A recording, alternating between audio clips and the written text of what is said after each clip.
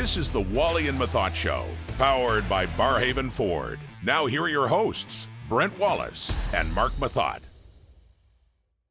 Hello, everybody. Welcome to the show. I'm Brent Wallace. He's Mark Methot, who also looks like he's ready for his Florida retirement residence in that palm tree shirt.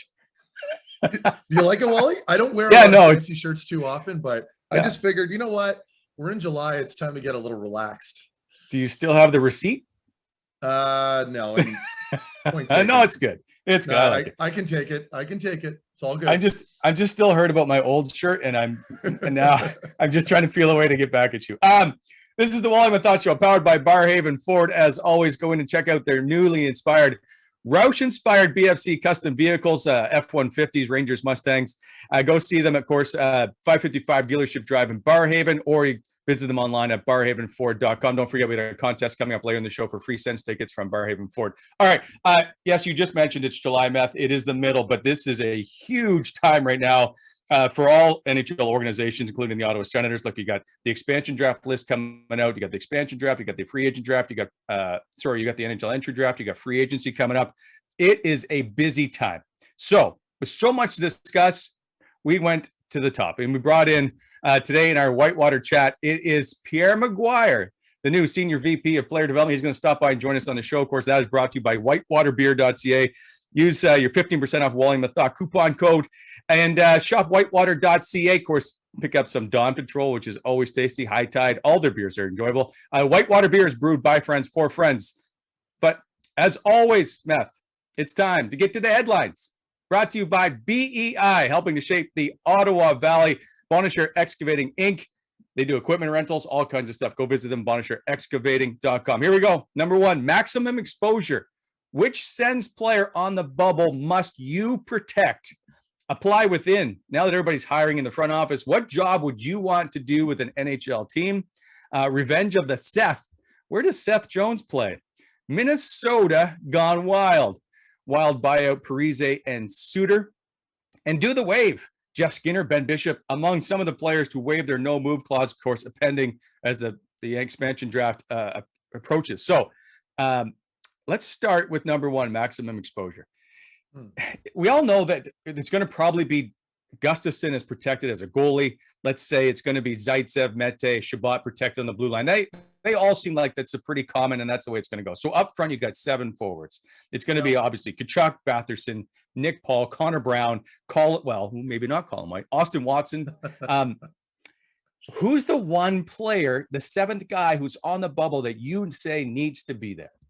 I've been kind of battling with this a little bit, only because I know it's a contentious topic. There's a lot of different options. And actually, quite frankly, the Sens are in a really good spot, because whoever they do lose up front won't obviously hurt the bank, or won't kill them. We'll put it that way. They're in a great spot. Yep. They're in a really good spot. So for me, I mean, I'm looking at players like Tierney, White, Dadonov. Those are the kind of guys that I'm thinking right now have an opportunity perhaps to get picked. And it's not necessarily a slight against them. Dadonov right now is a victim of his own contract. He had a really poor season here his first year with Ottawa.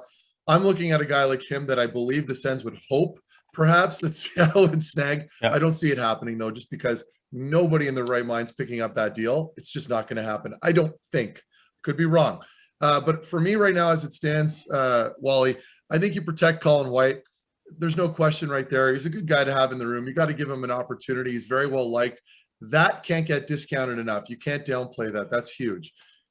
He seems to be a good team contributor. I'm going to give him a chance. Again, another player who perhaps is a victim of the price tag that comes along with them. But for me, Wally, I think it's simple. I think I like Craig Button's list. I'd gone over that too. I think that's fairly common. I don't think there's any real game-breaking changes that he made in that list. I think it's very similar to everybody else's. But if you're trying to get rid of a guy right now, it's between those players. I think between Tierney, White, and Dadonov. Ideally Dadonov, but I think we could all agree on the list that Craig Button had posted for the most part. I do agree with all those picks. And we're going to have Craig Button on the show on Monday. I guess this would be a perfect time to bring that up. But the question I have is Logan Brown on the list so that other players can get taken? Not that they're trying to protect him. They're just trying to move other players. I think because he's on Craig Button's list. So just for people that don't know, Craig Button's list is Drake Batherson, Connor Brown, Logan Brown, Nick Paul, Brady Tkachuk, Austin Watson, and Colin White. Yeah.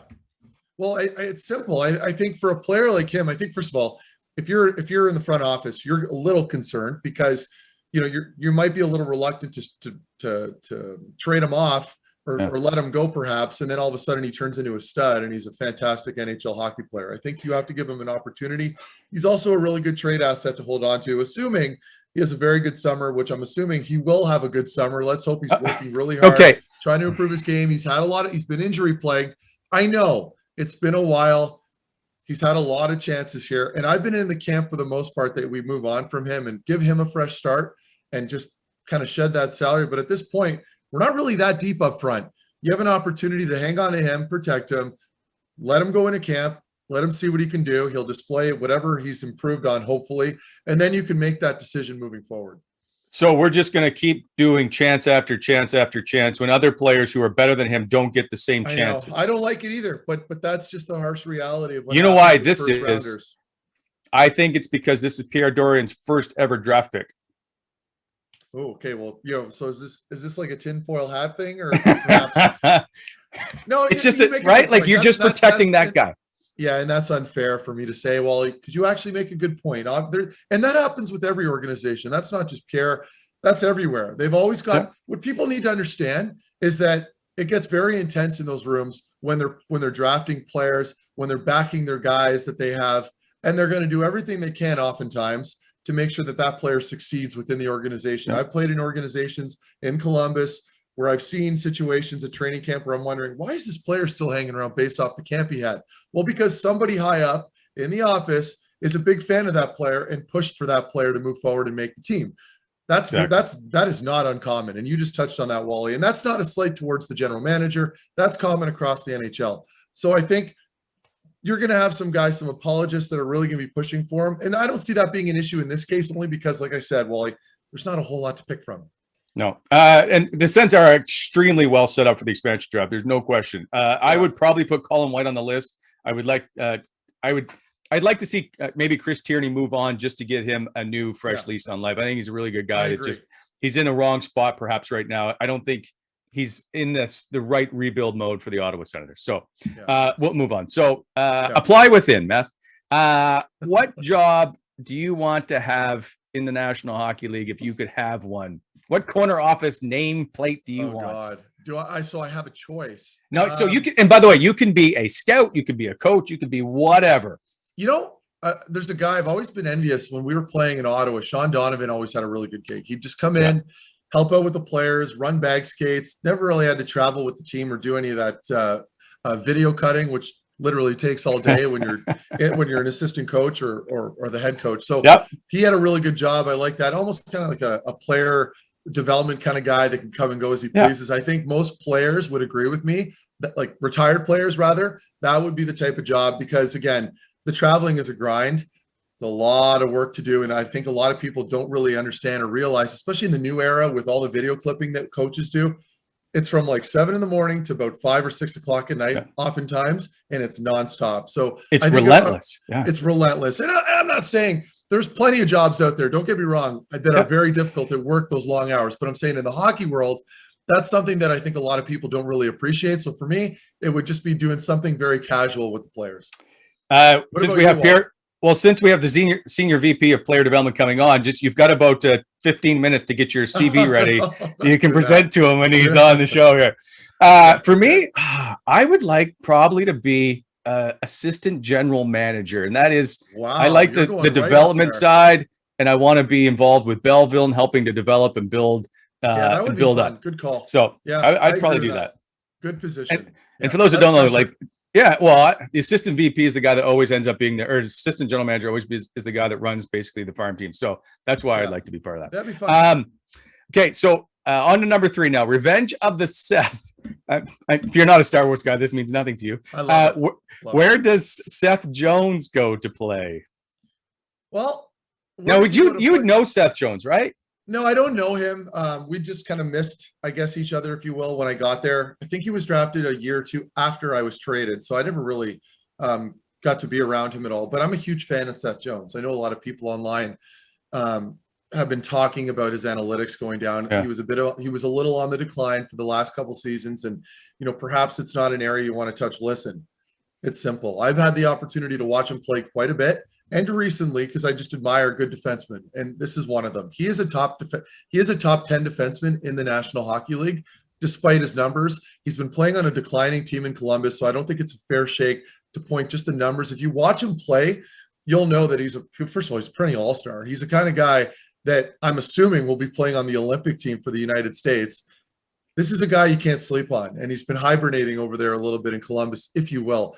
And so this is a top 10 defenseman that you can get your hands on if you're making a push and you're a little low or rather a little thin on the back end, perhaps. So again, and we can talk about it later because I know we're going to touch on a couple other guys that I think fit the bill in Colorado. But there are teams, I know with Seth Jones, there's a lot of talk with regards to Chicago. He's only 26 years old. He's not an old player. Yeah, he's 20, and he's incredibly athletic. He's a really good two-way defenseman. He defends very well. He's got a nice knack offensively with the puck. Great shot. I mean, this is in my opinion, at least one of the key guys that you can go for right now on the back end going into the summer. So again, I'm a big fan of his. Do I see a fit for him in Ottawa? No, I don't. I don't think that's going to happen.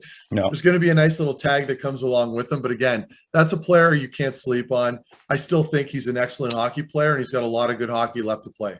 Okay, so you didn't mention one team, and it's been rumored, and now it opens up a whole other can of worms we'll spend some time on, and that is Montreal. So are we not going to see is Shea Weber's career over now, as is being started to be hinted and looking at because of due to injury? And does he move into that spot? Like, I would seem like a pretty good spot for him to go based on the way the Montreal Canadiens have played this season. I agree. And you know what, Wally, I think with Shea Weber, he's my age, right? He's 36. Yeah. He's up there. And of course, he's, by the sounds of it, very banged up. Am I going to write him off? Absolutely not. Because you never know. I mean, there's always players like him out there that, depending on the injuries, of course, are still very hungry to play. And do I think he still has a role in the NHL if he is healthy? Absolutely. Are we kidding? Look, we just saw him play fantastic hockey here, banged up in the finals this year. So you mean to tell me that he's done all of a sudden? He can't play in a year and a half from now? I know it's a long layoff for him if he is hurt and if he does miss the entire next year. We don't know all the answers just yet, but I do believe there's an opportunity for him, and there's still going to be a role for him when he comes back. It just depends, how much responsibility you're willing to give a guy that might not be the best at moving around as much. Well, wasn't it, I don't know, maybe 2-3 years ago, the time flies sometimes, he had the foot injury, if I'm not mistaken, right? It was kept out. And people are like, no, he's done now. He'll never come back and be the same. Right. So I just have an issue counting out Shea Weber, but at his age and the mileage that he has put on that body, it would be a shame to perhaps see the end of Shea Weber after this season. Agreed. And you know what, Wally, again, that is just as likely to happen, where he may just retire, jump on LTIR, and that's it. But quality of life, and you brought it up before, is huge, right? Like you want to be able to do something with your kids. Yes, and my niece, like mine's brutal. Like my knee's sore right now just because I rode the bike a little hard yesterday. So it gives you a little insight as to what your body goes through as a player, particularly one that plays a very physical game. You're not floating around every night around the perimeter looking for one-timers. You're right in there, battling in net front, cross checks, hard miles, getting run into the wall every shift when you're getting a loose puck. Those are things that you go through as D-man, particularly the bigger offensive or defensive guys. So I can relate. Quality of life, Wally, no matter what, won't be the same for him, I'm sure. I mean, there's going to be little issues that he's going to have to deal with, but you can't write him off, because I do believe, first of all, skating's not exactly a strength of his as far as moving around the ice. That's not something, rather, that he relies on. You'll get enough mileage out of him if he can figure it out. And it also comes up to what he's willing to put himself through moving forward. And then finally, just quickly, and still in Montreal, we saw Dominic Ducharme now become the new head coach of the Montreal Canadiens, and Luke Richardson, our good friend, both got 3-year deals. Good to see. Are you okay with Dominic Ducharme being the head coach of the Montreal Canadiens? Yeah, I mean, given the lineup and the way the ups and downs that they had this year, I don't see an issue with it. And he's French Canadian. I know the team loves that. We all know the teams. We all know Montreal always enjoys having a representative that can speak their native tongue over there. So, I mean, it's not just that. Of course, I'm sure he's a fantastic coach. Otherwise, they wouldn't re-sign him. The team did very well down there at the end of the stretch, which I'm sure solidified that extension. But I've seen some other insiders mention that it wasn't necessarily, relying on that his job was already secure going into the postseason, which surprised me a little bit. I won't lie. But the fact that they performed the way they did shows me that the team listens to him. They've responded to him. I'm reluctant to say that they're going to make the postseason again next year, or at least make it as far as they did. I don't see it happening, especially with that older group, but hats off to him. And I'm happy for Luke, especially.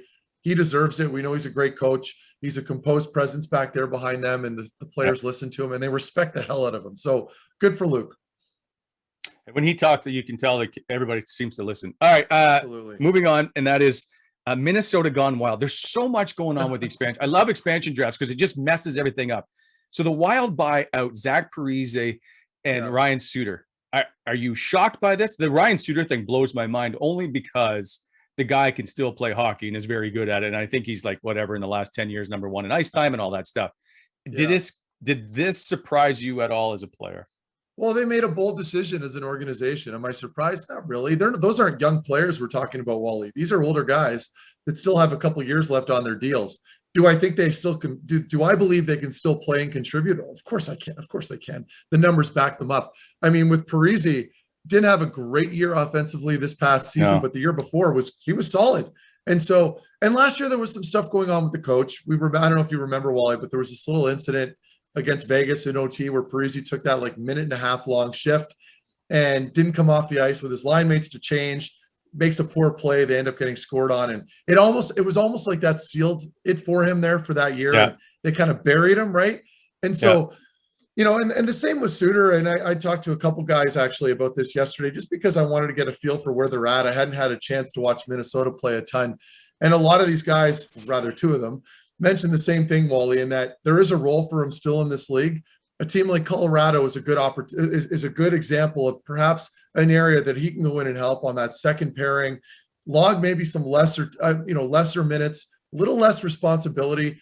I think that's a fit for him. So again, at this point, those are two veterans that can bring the leadership to your group. Colorado, again, I'm going to mention them, a good opportunity, perhaps a good situation for a player like Suter, but otherwise not really all that surprised they were bought out.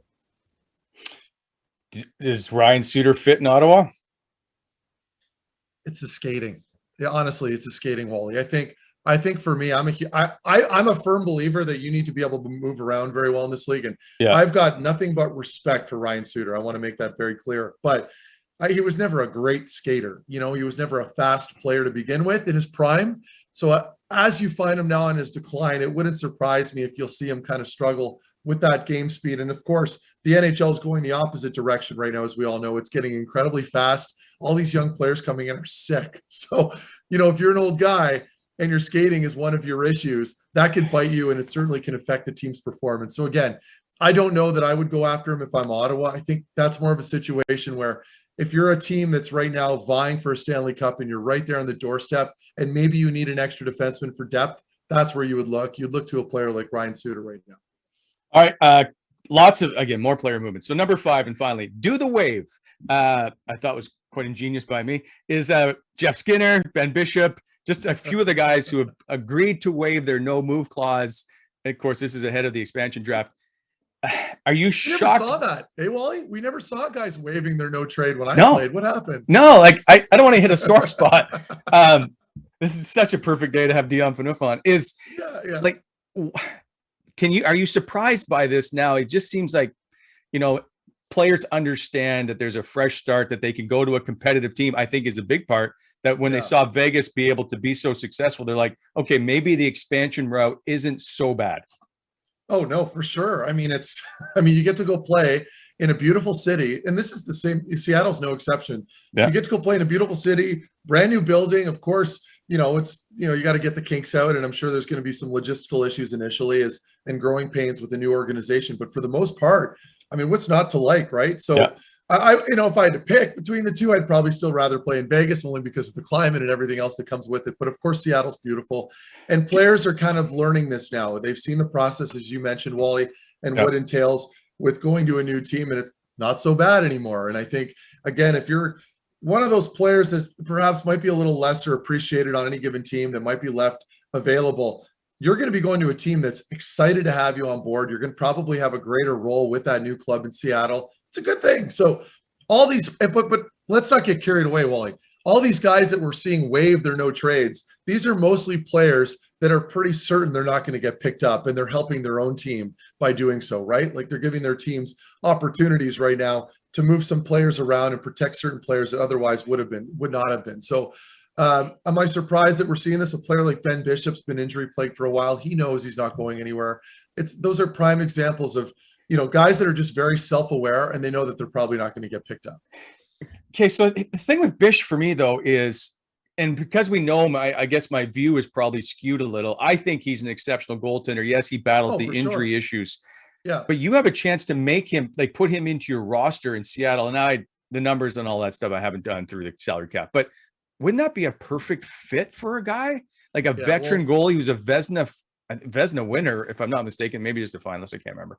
I think, I don't know, but maybe I'm wrong. No, I'm agree with you. You make a really good point. And when you look at it from that lens, I mean, and assuming he stays healthy, of course, then yes, it's a fantastic, because, and forget about the cap, they're going to need to at least reach the floor. And from what I understand, are willing to spend right to the cap. So I think, like, money's not going to be an issue there. And if you can find a legitimate all-star top tier elite goaltender on that backside, of course, Bish has had a couple off years only because of the injuries and whatnot. And that to me is a legitimate concern, right? If you're building a new team, you want to be aware of that, and you're going to have to do your due diligence and your homework and find out where he's at physically right now.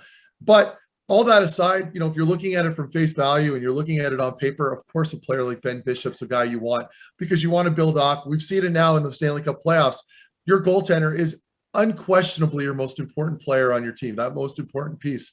And we've seen now that, you got to pay. And at this point, a Bish would be that kind of player that you would pull in. But again, Wally, I mean, I don't have a crystal ball. I can't predict that. One other thing though, and maybe important to point out and maybe not, is also when you are an expansion team, you need to bring in players who can be out in the community and be articulate and sell your brand, right? And so you need to find those guys as well. And Ben Bishop is one of those who's a great salesman, who's very personable, right? Very articulate. Very well spoken. So, right, you've got to find. It'd be interesting to see which players they select, because I think they're going to have to find those guys as well to help sell that product on local TV and all the interviews and all that stuff. All right. On Monday's show, we will rehash your great Las Vegas 5-day experience as we break down the expansion draft on Monday with Craig Button. But for now, those are the headlines built by Bonnechere Excavating Inc. Go visit BEI at BonnechereExcavating.com, and they're helping to shape the Ottawa Valley. All right, coming up after the break, we've got Pierre Mcguire. Of course, he's now the new Senior VP of Player Development with the Ottawa Senators. That is in the chat, quenched by whitewaterbeer.ca. Their beer is amazing. Go visit them. And also, check out their patio if you ever want to go out and have some food. It's in Cobden, 78 Pembroke Street. They have a great restaurant out there, beautiful spot. Or get delivery, shop whitewater.ca. The Wally and Methot Show, powered by Barrhaven Ford, returns with Pierre Mcguire right after this.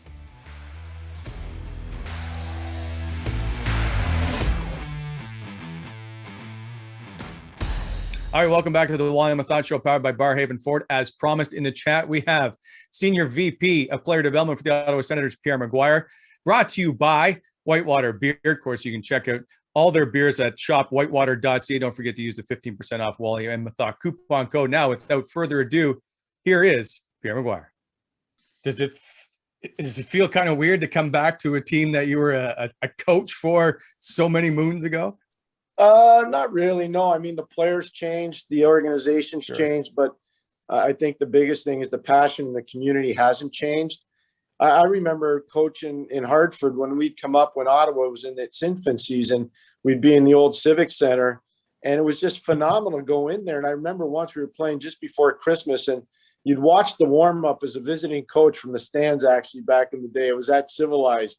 You couldn't do that in too many other buildings, but you could do it in Ottawa. And I remember seeing a father and a son. It was just before Christmas, and you could tell the father was a hardworking man, and you could tell how excited this young son, maybe 12 or 13 years old, was to be at the game. And I remember looking at that saying, that's just awesome. That's what the NHL should be all about. That kind of a relationship, sharing it, enjoying it. And I kind of walked back to the dressing room, and I had to go to the bathroom because I had a little tear in my eye. I'm not going to lie to you. So I didn't want my players to see me tearing up, but that's why I was emotional at that point. I saw that. I was like, what a great Christmas present for that young man. And what a great job by the father to bring him. So I always had fond memories of Ottawa, always. I think I've realized how this is all played out because Ottawa just switched back to the 2D logo, and that's when you were in the organization. So I'm thinking you can now wear all your old 2D logo Ottawa Senator stuff. That's right, Wally, 100%. There you go. I like it. Hey, Mark, how you doing? So what do you do? What's your job? It's all encompassing. I mean, I'll try to be a resource for Pierre Dorian. I'll try to be a resource for DJ and his staff. I'll try to be a resource for Troy down at the American Hockey League level. I think Troy and Trent Mann are really unsung heroes in this organization. Troy obviously runs Belleville, and Trent's done a magnificent job with their amateur scouts at the draft. So I'll try to help them as much as possible. I'll be involved in the community with communications, both with the media and with people in the community. It's an all-encompassing job trying to help the amateur scouts with information, the pro scouts with information. I'm there for long-term and short-term strategic planning. So there's a lot that I think I can help the organization with. And Pierre, I was just going to add to that. My experiences and interactions with you have always been very positive. I can still remember you pulling me aside in New York during the playoffs in 2017 and giving me some positive feedback. So I know that can be very contagious as a player. Are you going to have any interactions with the players and the personnel actually, suiting up and going on the ice at all? Is it mostly just kind of behind the scenes? No, Mark, that's a great question. And that's something that when I get together with DJ and with Jack Capuano and Davis Payne and Bob Jones, and even Zach Burke now, by the way, who's done a fantastic job with our goal. I'm going to look forward to that. And hopefully I'll be able to spend a little time with some of the players. I think one of the things I learned over time, Mark, and I saw Scotty Bowman do this so well, working with Craig Patrick and Bob Johnson when I was part of the Penguins, or Scotty working with Kenny Holland and Jimmy Devellano after he was done coaching, just taking players aside. Sometimes, as you know, it's good to have a different voice. And I think that's something that I can insulate the staff with. I did coach for a long time. I like to think we had some success when I coached. So, I think it's something that eventually will play a role in my job description. Yeah, that's good because you don't forget it. It's funny, like we're talking now, and I haven't forgotten that interaction, and you probably had millions of them with players, right? But I think having that positive feedback goes a long way with some of the younger guys, right? Well, especially when you're constantly hearing coaches tell you a certain message. So when you have a new fresh face come in and kind of pull you over for a second, it can really pay dividends down the road. I got to be transparent here. You are one of my favorite players. So the fact that I'm actually doing this with you is pretty good. I so admired your courage. I admired your unselfishness. You were a phenomenal teammate, but more than anything else, you played for the well-being of the team. And I had many players like that over time. And those were the guys I really appreciated the most. The stars stood out. Everybody knew who the stars were, but they really had to do the heavy lift and behind the scenes and even on in front of the camera, like you've had to do.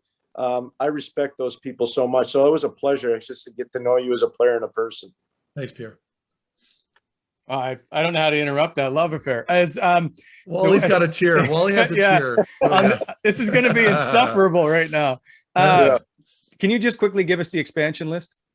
No. One of the things you just brought it up, and that is positive energy.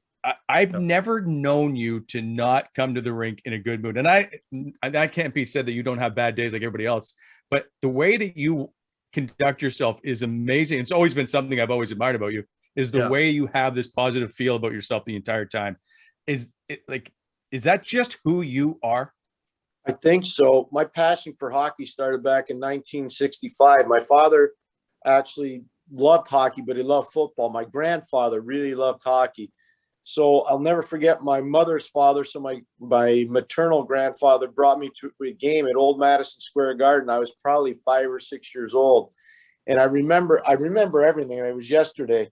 The Canadians were great. They were playing the Rangers. And I walked in, and that's when people were smoking in the rink. So you walk in, there'd be this blue haze over the ice. And they had an organ, and the players were hitting each other, and there were fights, and there was great plays and awesome saves, and the goalies didn't wear masks. And I was like, wow, those guys are courageous. They're crazy too. And then I'll never forget this. In 1971, the Montreal Canadiens won the Stanley Cup in Chicago in a Game 7. And everybody that year was picking the Boston Bruins. And in the first round, the Montreal Canadiens beat the Boston Bruins. And they had this goalie that nobody knew outside of college hockey. His name was Ken Dryden. And I'll never forget watching Game 7. Montreal's down 2-0 in Chicago in the old Chicago Stadium. And Henri Richard gets 2 goals. Jacques Lemaire scores from center ice when they're down 2-0. And all of a sudden, the whole game changes. And I'm just telling you, that hooked me. Like, I was addicted from that point on. And one of the interesting things is in 1992, so 21 years later, I was coaching in a Stanley Cup final in that old Chicago stadium, and we beat Chicago in 4 straight. So pretty good memory. Did the memories flood back to you while you stood on the bench there? It did, actually. Yeah. I'll never forget going on the ice for practice before Game 3. And I said, wow, this is where Ken Dryden stood in the crease. You know, this is a point at center ice where Jacques Lemaire scored on Tony Esposito. This is right where Henri Richard, driving hard to the net, chipped the puck up and over Esposito. So the answer is yes, Brent. Absolutely. Yeah. And there have been lots of memories. Actually, you and I have a lot of them on the road. I'm going to get to that in a sec. You brought up starting back into hockey, and early on, this is where the hockey world is so tight. You met Steve Sterling, who ended up being your hockey coach. You worked for him, if I'm not mistaken. And now he's in the Ottawa Senators organization. Did that play any part in you joining Ottawa? Were there any conversations with you and Steve? No, Steve and I have been friends for a long time. I first met Steve in 1984, 85, and I went to work for him right away at Babson College. And I was there for 3 years. I ran a hockey school for him called Europa Cup. And back then we had Keith Kachuk, we had Tony Amonte, we had Jeremy Roenick, we had Sean McEachran, we had Bobby Kellogg, who was a 3rd-round pick of the Chicago Blackhawks. The amount of players that came through that organization was phenomenal, and that was run by Steve Sterling and a man named Dick Flood, who's no longer with us, and I worked for those gentlemen. And so that's the first real exposure I had to Steve. But when I got the job, the first call I made in the morning, it was early, was to Steve, just to say, I'm really glad to be part of the same team with you. Very interesting. You also played, and you were a defenseman. This is where Meth is going to come into this conversation. We always talk about small D not being as effective, and I would probably put you, if you were in the NHL, on the smaller side. So what are your thoughts on small D now in the NHL compared to when you see, like, Montreal had a big back end, and so did, I guess, Tampa for that matter? Do you need to be big on the blue line?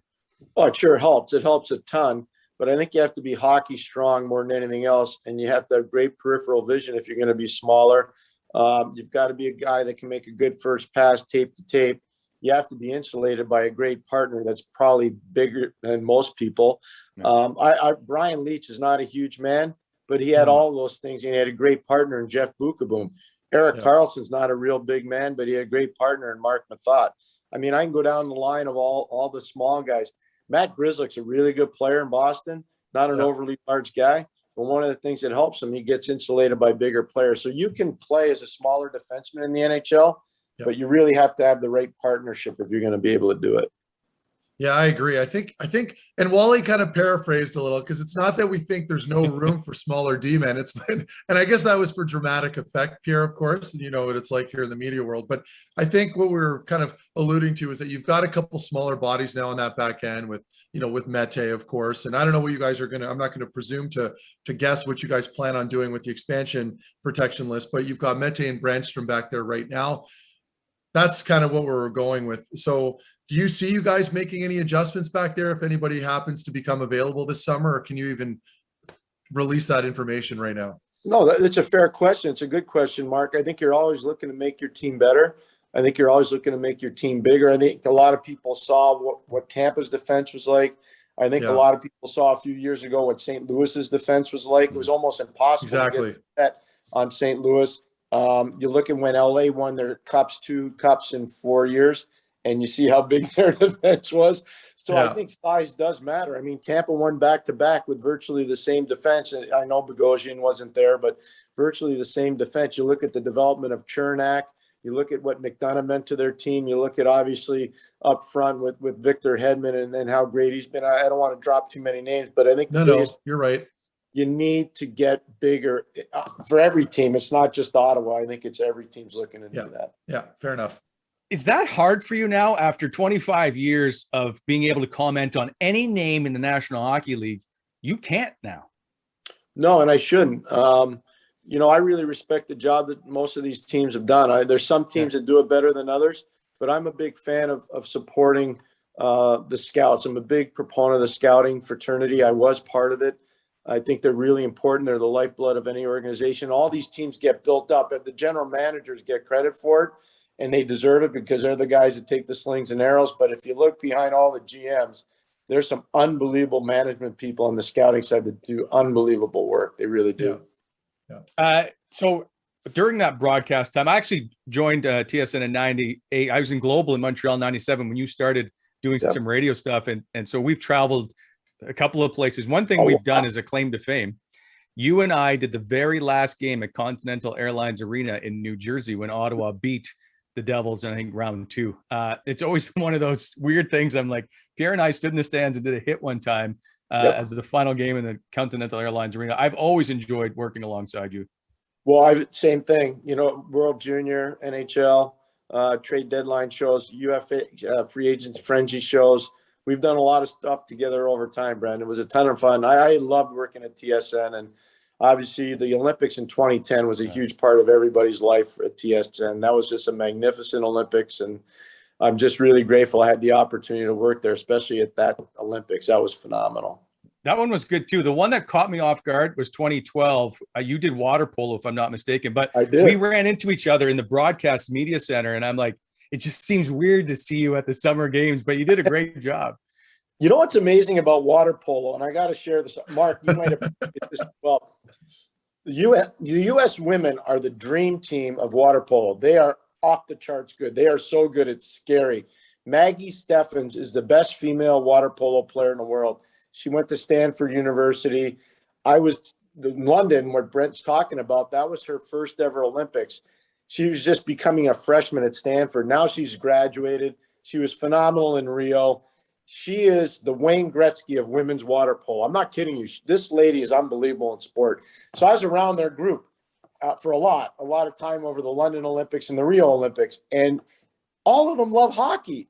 It's unbelievable. The similarities between the two sports, amazing. It's amazing. But the women on the U.S. water polo team, their passion for hockey's off the charts. It really is. Nice. Awesome. What's it like now that you're out of it to be between the benches for hockey games and to hear the stuff that goes on and to try to miss flying pucks and sticks? How difficult is it to actually call a game and analyze it from ice level when everybody's in the way of what you're trying to see? And what's it like between the two sides who are warring at the time and you're caught in the middle? Well, it's a different kind of experience. There's no question about it. I think it requires a lot of experience and a lot of reps. I don't think Mark could speak to this too. I don't think people that have never been down there would have an easy time doing it. Everything's fast. It's furious. There's some violence. There's some nastiness. There's no question. So you got to keep your head up all the time. It's a dangerous place. I mean, I've had players like, I'll never forget the 2010 Olympics. Finland was playing Slovakia, and Chara hit Kimmo Timonen, and he went flying over the boards, and I caught him because if I didn't catch him, he was going to take my head off because he was like a projectile going through the air. So I caught him, and right into my microphone, you can hear Kimmo say, "Pierre, thanks for saving my life." I was like, no, I was protecting myself. I've been hit over the head with sticks. I was cut pretty bad in Buffalo one night. And Mark, you'll appreciate this. Rip Simonik, the legendary trainer in Buffalo, says, "Petey, you're bleeding real bad." I said, "Oh, Rip, I know." He says, "You want to go get stitches?" I said, "No, I'll finish the period." And I did. He just gave me a towel.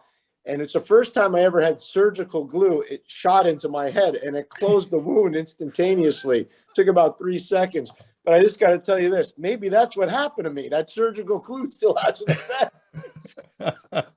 Well, that's a funny thing too, because I think just to touch on the on ice level, people don't really truly, I don't think, appreciate, unless you've sat down and had the privilege, I guess, to get those tickets and sit down at ice level.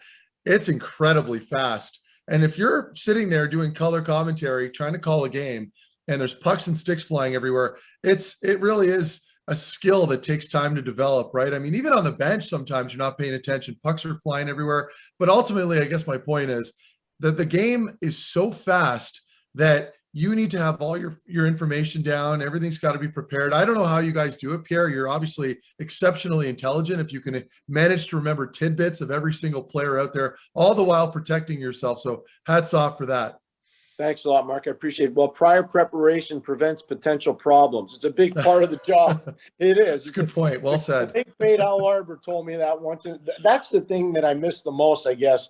Back in the day when I was breaking in as a coach, whether it's an assistant or a head, there was like a coaching fraternity. Guys would visit one another before the games. I will let the secret out. Some guys smoked a lot. Some guys drank coffee. And heck, some guys even drank stronger stuff than coffee, if you know what I mean. That was the old days. But like Al Arbor would send his trainer over and say, hey, tell the kid I want to talk to him. And I'd go into his office and maybe smoke a cigarette and have a cup of coffee. And he'd say to me, how are things going? We never talked about hockey. But those were the things. And I remember one time him saying to me, prior preparation prevents potential problems. And I never forgot it. Just coming from a legendary person like Al. And so I missed that a little bit. And I'm glad that I'm going to get a chance to at least be part of the fraternity again a little bit that way. But, I got to tell you, you played junior in an amazing program, obviously with the London Knights. And I was there 5 when you won the Memorial Cup with Corey Perry and that great London Knights team and beating Crosby's team in the final. And one of the things that stood out, it was old school, but it was new school. Does that make sense to you? Yeah, it does. Really was. It was awesome to watch.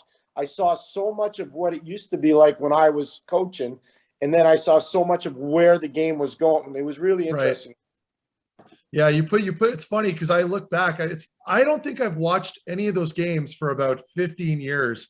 And then finally this past year, I reached out to Sportsnet, Pierre, and I'm like, please, can you guys please send me these games? I want to watch them. I don't have them anywhere. Like they were on tapes, right? Or DVDs perhaps.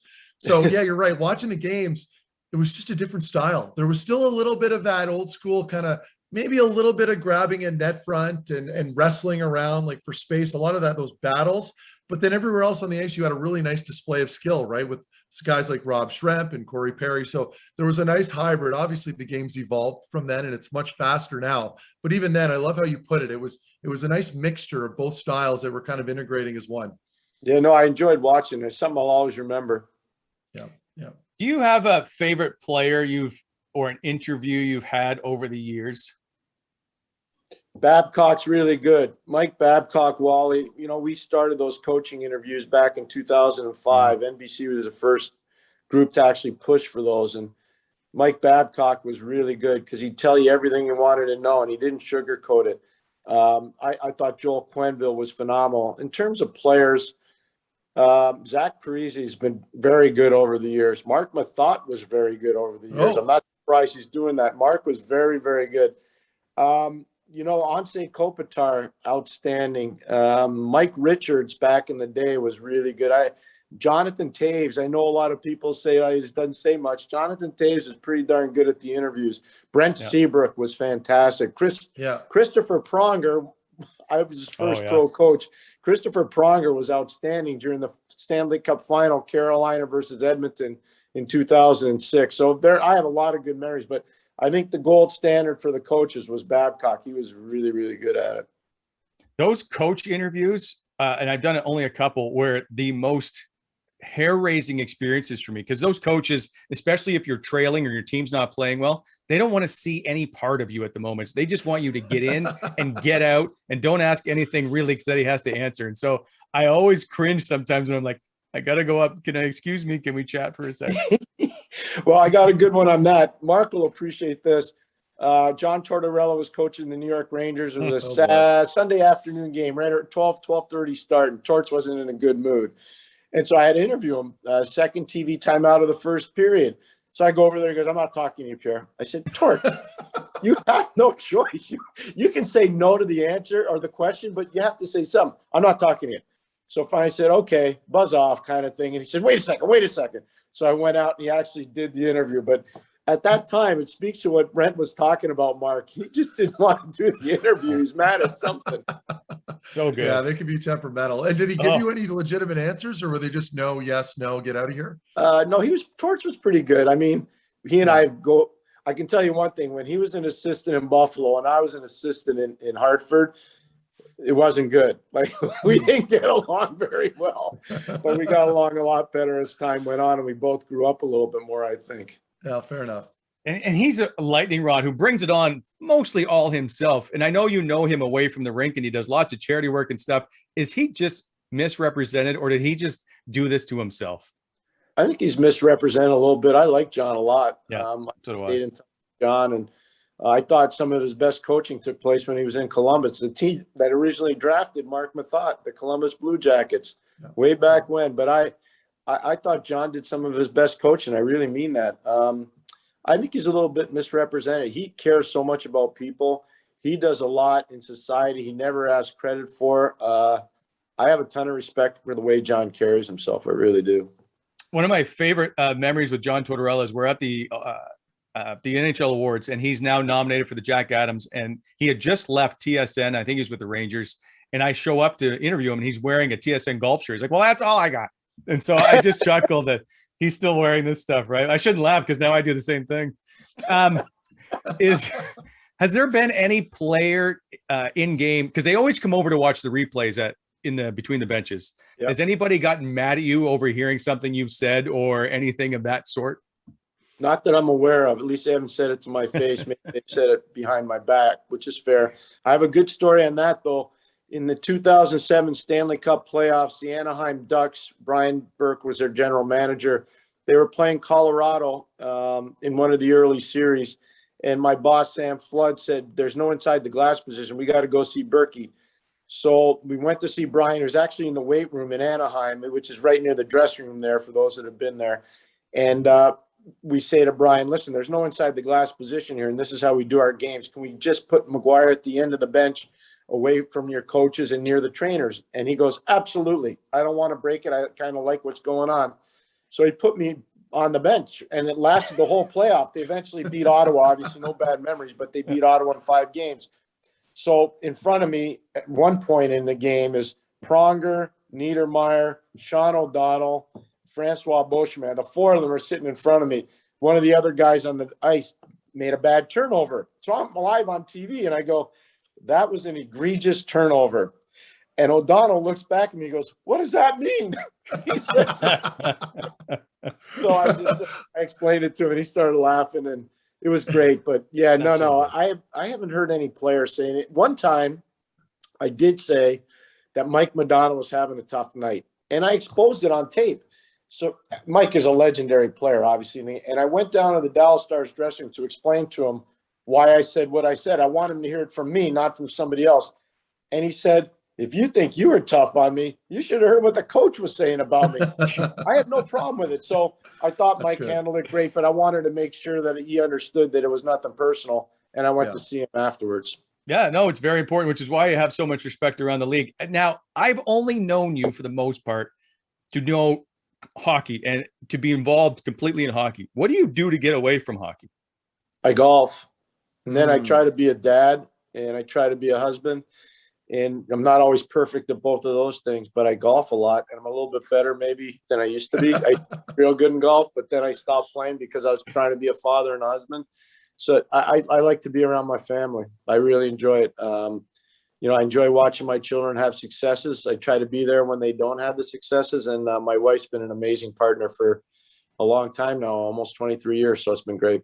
Because it's tough. Like when you're 23 years on the road, and just for me, I'm almost like at 1,000 days in hotels, I think when I was with TSN, and that's not counting them all. Like you spent a long time away from your family. It makes it tough on everybody because there's a lot of adjustments everybody has to make so that you can go and do what it is that you do that you love. No, that's very fair to say, and that's why they're the unsung heroes. I've always tried to make time for my children once the season's over, but they've been amazingly supportive. The person that was probably the happiest when Mr. Melnick gave me this position was my daughter.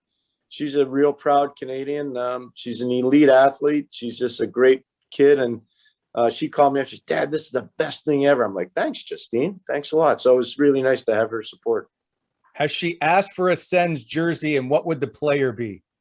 She has not asked for a sweater. She's a rower, and so she wants it. Their hours are crazy. So she's usually at the boathouse around 4:30 or 5 in the morning. So She wants a hoodie, a pullover.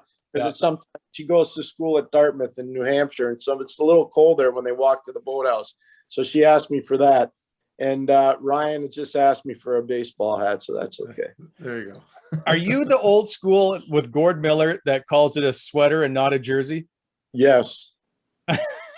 Gord Miller's going to die on this hill about calling it a sweater. I love it. Yeah. Well, Gord and I talk almost every day. He was an amazing partner. We traveled all over the world together. I think we did over 1,000 games together, or close to it, counting World Juniors and Olympics. So Jeez. we had a lot of fun together, and he's a dear friend. And, you know, I just can't tell you how much he taught me about broadcasting. He and Bob McKenzie and Dave Hodge taught me so much about broadcasting. I'm forever indebted to those gentlemen in particular. Yeah, and Gord Miller is absolutely, truly a legend. I think I love his call. I think he's one of the best there actually has ever been when it calls play-by-play. So getting back to the Ottawa Senators and the draft, there's so much going on. Like, how are you going to get up to speed here in the next couple of days with the expansion draft, the entry draft, free agency? I can't imagine the amount of information you've had to consume of late. Well, I've kind of stayed up on it. You know, the one thing I'd say is Pierre's been great. Pierre Dorion has been great to work with so far. We share information every day, probably 2 or 3 different times a day, Brent. And so that's been good. And, you know, I've been in touch with Trent Mann. I'm not even going to try to go near the amateur scouts. They know I'm going to sit in, obviously, in the draft, but they know exactly what they're doing. They're fantastic. Do I know a lot of the amateur players? I do, but I'm in no position to even look over their shoulder. I'm going to sit there and offer them support. In terms of the expansion draft and free agency and trades, I'll be more involved in that this year for sure. And I already have been. And so, yeah, no, it's been good. You know, my knowledge base really primarily, and Pierre and I have talked about it a lot with our rosters at the professional level. You know, I don't know how many games I watch a year, but I watch a lot. I work over 120 a year, and I probably watch, you know, 5 or 6 times that. So yeah, I watch a lot of games. Will you make any draft picks? Like, the draft is virtual, but will you make any of the picks? Not that I don't want to. It's not my job. I think the scouts do such an amazing job that it's, for me to step on their big day would be totally selfish and irrelevant, to be honest with you. They're the guys that deserve all the attention and all the accolades, because they're the guy. Scouting is so hard. People don't understand this. You work 362 days a year for 2 days of success or failure. And I have so much respect for the men and women that do the scouting job today. I just have so much respect for them. I know you've sat at the draft table before. This comes up to a very important part of our show, the question of what's your favorite snack. If you were to watch a movie or to be sitting at the draft table and there's a bowl full of something, what is it that Pierre Mcguire eats as a cheat snack? Popcorn. Good man. All right, we got our answer. So there was no popcorn in 1990, but this is a good story for you guys. At the draft in Vancouver, 50,000 people were there at the football stadium. It's the first draft I ever worked. And we're sitting in the Pan Pacific. Mark, I know you've been there. We're sitting in the Pan Pacific Hotel, all the scouts, Bob Johnson, the late Bob Johnson, Craig Patrick, Scotty Bowman. I'm just a 28-year-old kid, and we're going over all the names. And they say, Pierre, who's the best player in your eyes? I said, Jaromir Jagr. It's not even close. And all the other scouts pretty much agreed. So I'll do this without notes. What are we, 30 years later, 31 years later? Owen Nolan went 1. Peter Nedved went 2. Keith Primo went 3. Mike Ricci went 4. And I looked at Scotty. I said, we're going to get Jagr. He goes, you better be right. That was funny. That one turned out okay in your favor, That one turned out okay. Okay, so you've obviously looked over this roster and you know it inside and out. I do. Can you put in perspective what you see in this group as we build here year 2, year 3, and things start to perhaps come together where this team becomes a contender? Well, Brady obviously is a tremendously important player to the well-being of the team. Josh Norris has really evolved. Stutzla is going to be a superstar in the league. Colin White is a player that's evolving, which is really good news. Shane Pinto, I think, showed a little bit last year of what he can be. I love the speed of Alex Formanton. Drake Batherson showed so much, I thought, Brent, last year in terms of goal scoring and playmaking. So I'd like to shoot the puck a little bit more. I think Mark would probably agree with that. So that's a positive. I think the big thing, though, is, and Mark can speak to this better than I, because he was down there with a real good player in Carlson. I think Shabbat is one of the better transporters of the puck in the league, and I think one of the better game breakers in the back end in the league. And so when you have that dynamic, it's really important. And I thought Pierre Dorian did a great job getting Zub signed. I did the Olympics in Pyeongchang where Zub played on a gold medal winning Russian team. And I thought he was outstanding for the Russians at that Olympics. And that was a really good signing for Ottawa. So all in all, Wally, I see the team being really deep down the road. Our goaltending depth is phenomenal. It's phenomenal, the depth. It reminds me so much of New Jersey in the late 80s and through the 90s and even into the early 2000s. The goaltending depth of Ottawa is phenomenal. It is, but is there concern with Matt Murray and how his game got underway in Ottawa last year? I think Matt would tell you he struggled too. But I think one of the things that's really happened, I don't want to cast any aspersions, but when Zach Burke came in, I thought he had a real good working relationship with Matt, and you could see Matt's game evolve. It's a very fickle position. We all know that. Because every time you make a mistake, even though it might not be your mistake, the red light gets turned on and everybody knows the puck's behind you. So it requires a lot of mental strength. It requires a lot of maturity, requires a lot of athleticism and a lot of coaching. And I think Matt's been receptive to the coaching, and I think Matt is getting better all the time. But he had a tough start. I think he knows that, and everybody else does too. Yeah, and I think we need to understand, or at least appreciate, that he had no training camp, basically, right? Goes to a brand new team, a completely different organization as a goaltender, mentally probably the most difficult position without a doubt on a team. Do you guys think now it's just it's a clean slate for Matt Murray going into this year? And what kind of leash are you looking at with him? Is he, after 10 games, does the panic button get pressed here and looking for another goaltender if he starts to struggle, or do you just stay the course with him? I think that's a great question, Mark. I think it's probably better answered by DJ Smith, who's down there all the time, but it's a fair question. I think the one thing is, I think everybody's starting on a clean slate. There's expectation level in the organization. We all know that, and there should be for all of us. But I think that's probably a question that's better served for DJ and his staff. But I tell you this, I was there when Matt Murray turned pro in Pittsburgh. I was there when Matt Murray helped deliver 2 Stanley Cups for Pittsburgh. If he gets back to that level, that's legit big time, because he was outstanding for Pittsburgh. Absolutely. Yep. You're very good friends with Keith Tkachuk. Will you be making some phone calls now to make this deal happen, Pierre? We're waiting for Brady Tkachuk signing. I'm just going to leave that to the people that negotiate the deals. Yeah. Well, that's not necessary. You just do the work. All right. This is all we want you for right now. Yeah, there you go, Wally. I'll be on that. I don't want to keep you much longer. I just want, as you see this team build here, is there missing pieces now? And I'll preface this by saying Eugene Melnyk had said they're looking for a top center and they're looking for a top 4D. I don't want you to get into who you're looking for and all that stuff. Do you think that those pieces are still needed for this team to compete for a playoff spot? I think every team's looking for those things. Some teams are a little bit better suited than others. But I think I have talked about it before. There's a need for depth on defense, and there's a need for depth down the middle for every team in the league, not just ours.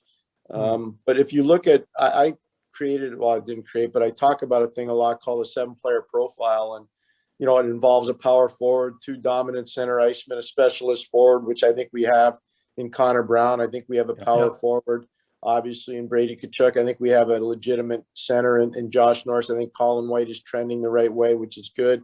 Pinto's got a chance to be good, but they're not at the level where the Stanley Cup winning teams are, but they're good. They're really good, and it's exciting. I think on defense, we've got one of the best puck transporters in the league in Shabbat, so he measures on the 7-player profile. I think we're looking for the elite shutdown guy. I think every team in the league wants that. And then you have to have an elite goalie, especially because of the salary cap and because of the parity in the league. There's so many games that go to overtime in the shootout. If you don't have an elite goalie, you have a problem. Yeah, and it is interesting, and I look forward to seeing however Ottawa plays out in the, I guess, probably the UFA market or making some deals.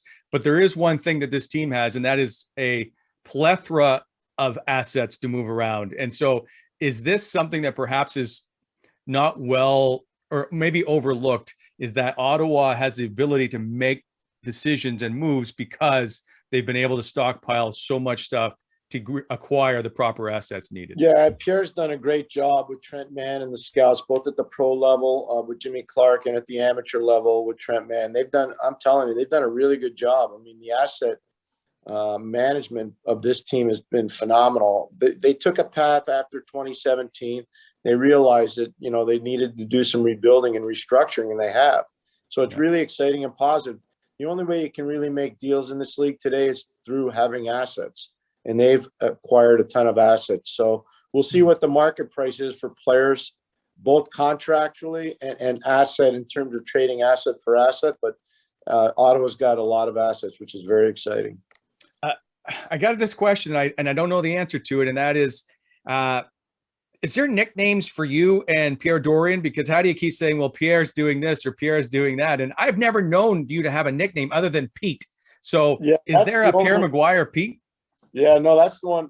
They always call me Pete. I don't know why, whether it's Bob Clark or anybody. Lots of people. Brian Trottier. I mean, I can go down the line, not to name drop, but guys that I've either worked with on the Hockey Hall of Fame selection committee or coached or whatever. But no, I always sign off with my last name. I never sign off Pierre. I always sign off Mcguire. So that's, I guess, how I do it. All right. So, and then it's just Pierre for Dorion. We just call him Pierre. Yeah. Well, I call him PD, but anyways, yeah. Okay. No, this is important. Everybody's got a nickname in hockey. I think it's important. Right. We appreciate your time, Pierre, and it's been fun. It's been weird for me to do an interview with you because we've had so many chats at steak dinners and whatever over the past throughout 20 years. So this has been interesting, and I've enjoyed every minute of it. Well, Wally, I can't thank you enough for having me on. Mark Methot, you know what I think of you, and it's been a pleasure talking to you. Thanks so much for having me on. I look forward to seeing you a lot in the Ottawa community. I'm really pumped. Thanks, Pierre. You're watching the Mark Methot getting his tires pumped episode of the Wally and Methot Show. Pierre, take care, my friend. We will see you soon. You will, Wally. Thanks a lot. Take care, everybody. Enjoy the summer. Good luck. Yeah. Thank you. Thank you, Mark.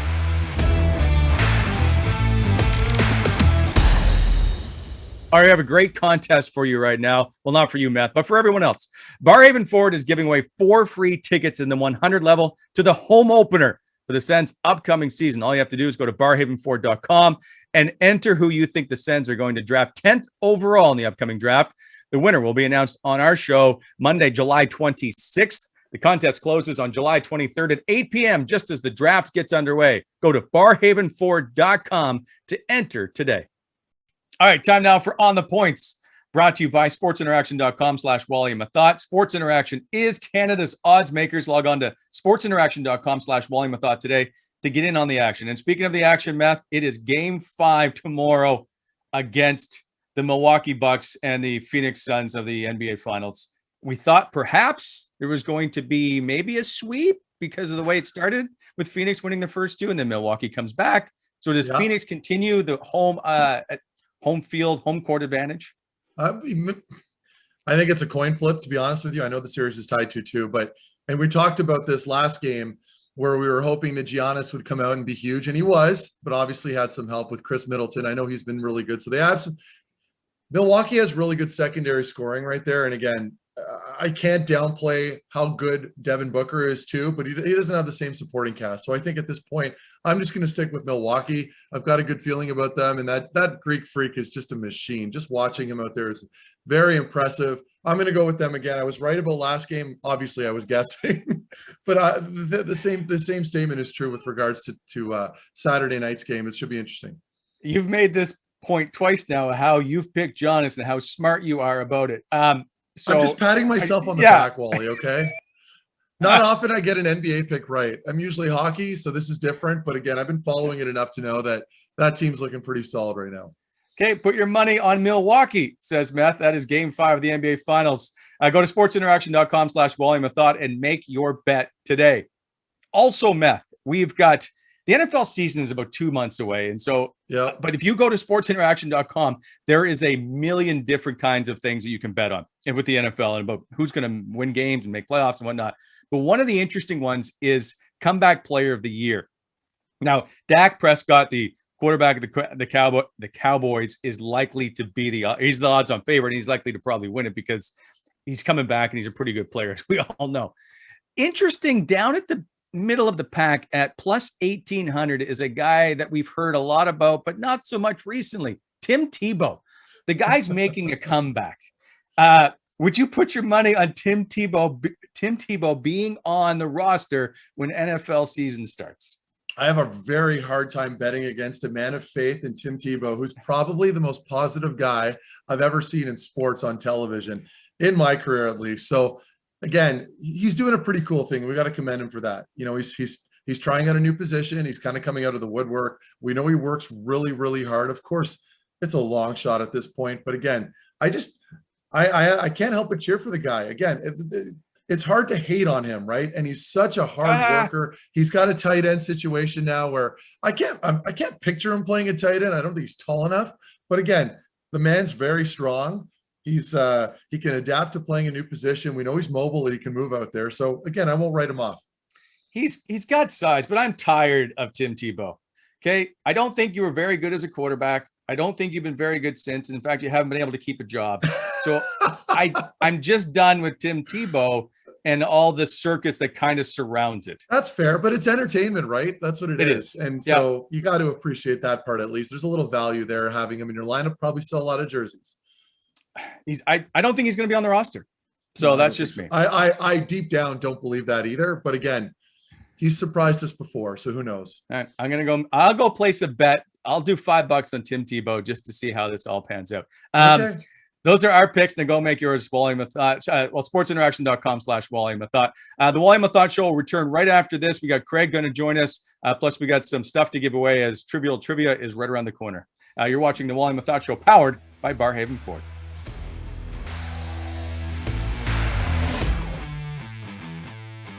All right, as we say thank you to Pierre Mcguire, we now welcome in Craig to the show. As always, it's an exciting time when they start to make changes in the front office and start to show that they're building towards the future here. I quite enjoyed the Pierre Mcguire interview. I look forward to seeing what he can do. Yeah, you guys did a great job. He was a really good guest. I mean, I know he's done a lot of interviews and stuff and making the rounds now, but I liked what you guys did with him there. It was a lot of fun, looks back and stuff. But anyways, what I was kind of hoping to do here a little bit was to just chat a bit more about the interview you guys just did. There's a few things Pierre said that I don't know, I'd kind of like to get your thoughts on a little bit. So if you guys don't mind, I just had a couple questions I was going to run through. And actually, Meth, I was going to kick it off with something that you said. You pointed out that like Pierre might be a fresh voice for some of the young players. What kind of other maybe benefits does his new media, like his media past and his name value, what would that bring to a young team like Ottawa? It's interesting because as a player, sometimes when you're always constantly getting that same information from the same certain individuals, it can kind of fall on deaf ears. I hate saying that, but it's just the way it is. It's like any line of work. So when you bring in a fresh face like Pierre, who happens to be incredibly positive, just from my experiences, at least as a player, with my interactions with him, as I mentioned during the interview, he's just an easy guy to talk to, and he'll pull you aside and he'll be brutally honest, yet very positive at the same time. Now, I don't know, and we talked about it a little, I don't know what his interactions will be like with players immediately and how comfortable he'll be doing that, but I'm sure at some point it'll probably evolve into that with his role. So again, I can't think of too many negatives. I mean, with him, his knowledge around the league is so vast, right? He's been covering so many games that, I mean, it's a perfect individual to have working in your front office because he can provide that extra insight. He's not going to be stepping on toes. He's still going to let everyone do their jobs. He's just an added voice, and I think that's what people need to understand. He comes with credibility, first of all, regardless of how polarizing a figure he is. He's won Stanley Cups. He's been involved in nearly every aspect of some organization or in hockey when it comes to being in the media. So he's seen lots of different things. So he has credibility. He has communication skills, which are huge. So he can go up to players and so they know where he's come from and what he's done. And so when he speaks, he has some authority, not just a guy that's just walking in going, "Hey, what's your name? Nice to meet you." They already know who he is. So that's huge, I think, on that part. I've watched him walk into locker rooms, especially in Ottawa, and just go to any player he wants to. Like, they will stop anybody and talk to him. Any player can have his attention, and they listen. And so I think that's huge for a number of reasons. And one is just, we brought it up a number of times, is communication, getting a point across. Hey, maybe they're struggling some night. He can go down and he can give them the perspective that maybe not everybody else can. Listen, you can talk about the hiring all you want, or whether or not people think that he should be back in hockey after so many years in broadcast. None of that stuff matters. What matters is how he now relays all that information to this organization. Yeah, and it's not like he has the final say, you know, on any big decision. He's just offering his input. He's offering his 2 cents to any decision that's being made, and people can take it or leave it, right? So I think that's what people really need to kind of grasp here. It's not like he's going to be altering the course of the organization. No, I think he's just there to give a little more insight. He knows what he's talking about. People are going to listen. And one thing he does bring that is lacking desperately in this organization, and that's because of all the past players who aren't part of this organization, is he has been there. He's got that kind of history that comes with him, that been there, done that kind of guy. There isn't a lot of that to draw in this organization. Yeah. And I think that's key. Yeah. Not only that, but I think another thing, and you touched on that, is that he's just really good with media. So if you need a figurehead to get in there representing the team to kind of, be able to explain certain situations when things aren't going so well or whatever it may be. I think just media relations in general, you've got a really well-spoken individual who happens to be very intelligent and knows the game.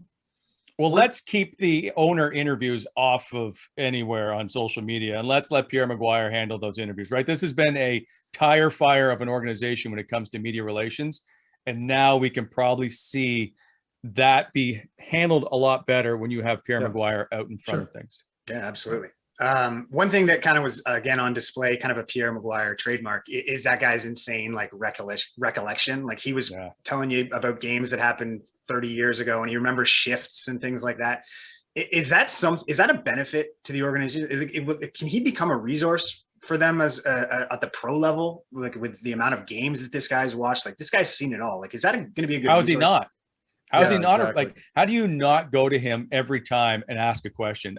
Even if you disagree or don't want to ultimately decide what he has to say, I don't know how you don't use him in every question on every player personnel decision. Agreed. Yeah. Okay. Yeah. That's kind of what I was thinking too. It's one of those where, like, it adds a different opinion. Cause I mean, he watches games. Brent, you watch games as well. So do I, and Meth as well. Like, you're going to see stuff. And for a guy like him, with the amount of experience he has, like, I'm sure he's got enough little mental notes on things that if you ask him about anybody, I'm sure he can tell you where they're born, where they're from, the stories of their life. Like, that level of recognition, like, you watch, that's what scouts strive for, right? To know everything, right? To know everything. The background. About the guy. Yeah. Like, and I will say, one of the things that's huge and I think it's been brought up before, but it may get overlooked a little, is because he's been in the league for 25 years of watching everybody and having access to every team. Matt, you know this now as you've gotten out of playing. You learn lots of stuff about people and their histories, their backgrounds, all because you're not part of an organization. Well, now he's gathered that information and he knows what he can do with it. I think it's a very powerful tool to have for the Ottawa Senators. Yeah, I totally agree. I don't even have anything to add to that. You nailed it. Yeah. He's coming in with this incredible catalog of information, and the team's going to be able to pick his brain. It's just as simple as that. I mean, he's been out of the hockey side for a while now. And even hearing him talk, like, he very much likes kind of the good old days. Do you think that there might be an issue with him adapting to kind of the way hockey operations run today? Or is he just kind of, he's a veteran, he's got the experience that he should be able to he's adapted and we just haven't seen it yet? I don't understand that angle, because for me, it's the guy's been watching hockey religiously up until now. So if you want somebody that's fresh, or whatever you want to call it, those are fancy words, but it's not indicative of what he's going to bring to the team. I mean, he can say what he wants, whether that be that, well, he doesn't want to put too much weight in analytics. I mean, for me, it's simple. He's just being brutally honest. And obviously, he's going to use every resource at his disposal. We already know this. And on top of that, he happens to be completely caught up with the entire NHL. He hasn't been insulated in one organization or one division. He's been covering everything. So that's a huge strength. That's the way we got to look at it. My only quick point on that is you don't survive this long and consistently be in the league or at any job or any of that stuff without knowing what you're doing. And so I don't know how it's not a benefit. You can argue this whole analytics thing.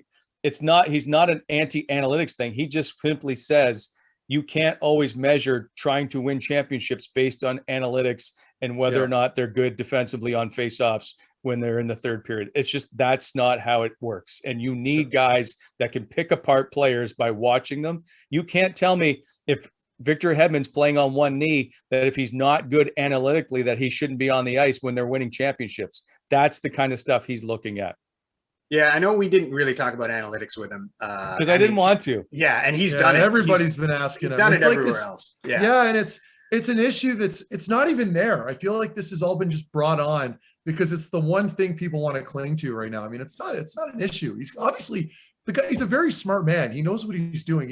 We know he's going to use those resources and assets available to him, right? Like, it's a non-issue. And I think that's why we don't want to beat it down on a dead horse with him and just kind of drive the point home, because quite frankly, I don't see it being an issue. And just to kind of wrap things up here a little bit, what does this hiring say to the fans, to everybody else? We've seen Pierre now out and about for the past almost week, right? Like, what does this hiring say to Sens fans that are wondering, kind of, because I mean, it was a bit of an out of the blue hire. Not anyone was talking about it, but they've been looking to add some sort of not figurehead, but some credibility, maybe a name value to that hockey ops department.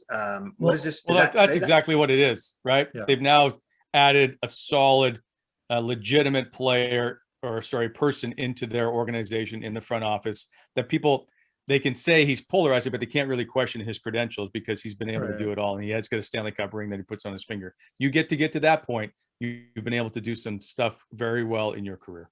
Yeah. And I think to add to that with Wally's point, I think you're at a critical stage right now with this team, as far as where your development is, as far as the rebuild goes. You don't want to screw this up, right? You want to make sure you're making all the right decisions. So to bring in another guy who happens to have a ton of experience will only help that process out. And it avoids those obvious mistakes where Pierre might be able to identify, well, maybe that player, I don't know about him or whatever. So he'll be able to lend his 2 cents when he needs to. And again, this is a very critical part of the growth of the organization of the Ottawa Senators. And I think they are recognizing that. They don't want to drop the ball. So bringing in more help will never hurt you. Absolutely. Okay, hey, boys, again, great job. That's one of those ones where there was a couple extra things I learned about him today that I didn't get from other interviews. So I thought you guys did a great job with that. But good. What we're going to get up to now is we got some stuff to give away.